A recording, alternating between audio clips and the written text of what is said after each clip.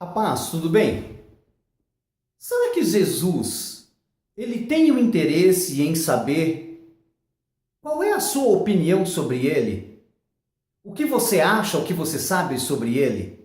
Sim, nos evangelhos de Mateus, Marcos e Lucas, há uma passagem que está registrada nesses três evangelhos, aonde Jesus ele vai direcionar duas perguntas aos seus discípulos. A primeira, ele vai perguntar: quem os homens dizem que eu sou?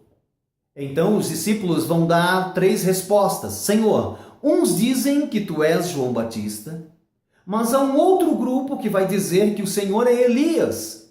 Mas também tem uma boa proporção que dizem que o Senhor é alguns dos profetas que ressurgiram. Jesus, então, satisfeito com a primeira resposta, vai direcionar a segunda pergunta para eles. E vocês, meus discípulos, meus seguidores, quem eu sou para vocês? Nesse momento, um dos discípulos, o nosso irmão Pedro, vai tomar a palavra e vai dizer: Senhor, tu és o Cristo. E Jesus vai dizer que não foi a carne que revelara a Pedro, mas o Espírito de Deus lhe trouxe esse conhecimento, que verdadeiramente Jesus era o Cristo, o Messias, aquele que Israel aguardava, aquele que Israel esperava. Mas olha que interessante. Pedro, ele tomou a frente e ele disse: tu és o Cristo, o Filho de Deus. Muito bem, nota 10 para Pedro. Ele respondeu a questão que lhe foi colocada. Mas eu quero chamar a tua atenção para a segunda pergunta, que foi: quem vós dizeis que eu sou? Jesus não perguntou só para Pedro. Jesus perguntou para os seus discípulos.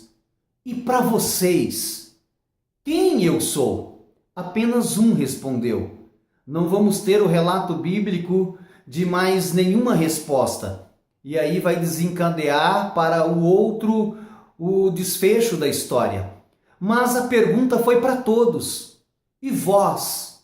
E vocês? Meus discípulos, meus seguidores, minha igreja, quem eu sou para vocês?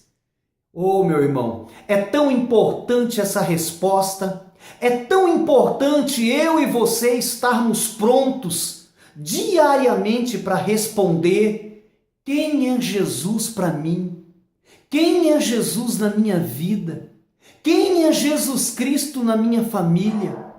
Pedro respondeu certo, mas o problema não é a resposta de Pedro que foi certa. O problema muitas vezes é eu e você nos omitirmos. O problema muitas vezes é eu e você não expormos aquilo que nós achamos, que nós acreditamos. Muitas vezes por conveniência, muitas vezes por não querermos entrar em algumas questões, muitas vezes com receio, nós vamos pelaquilo que os outros dizem. As pessoas ditam as regras e muitas vezes nós seguimos, nós não questionamos. Eu quero te dizer uma palavra nessa manhã em nome de Jesus Cristo. Você precisa ter a sua convicção. Você precisa ter a sua opinião formada.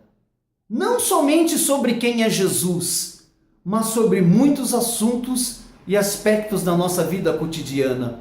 Nós não fomos criados por Deus para sermos levados pela multidão, para seguirmos ao que dizem, ao que falam, não.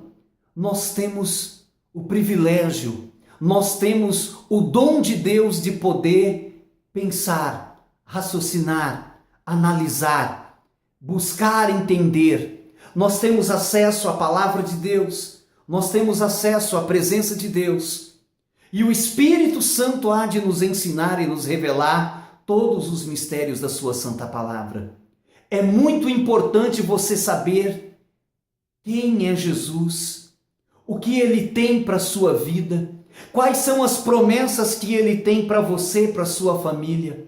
É muito importante você ouvir o que pregam e analisar com a santa palavra de Deus. Você deve e tem a obrigação de emitir a sua opinião própria, respondendo por você. Quem é Jesus para você? É uma religião? É um líder? É um bom pregador? É um homem de milagres? É um profeta? Quem é Jesus?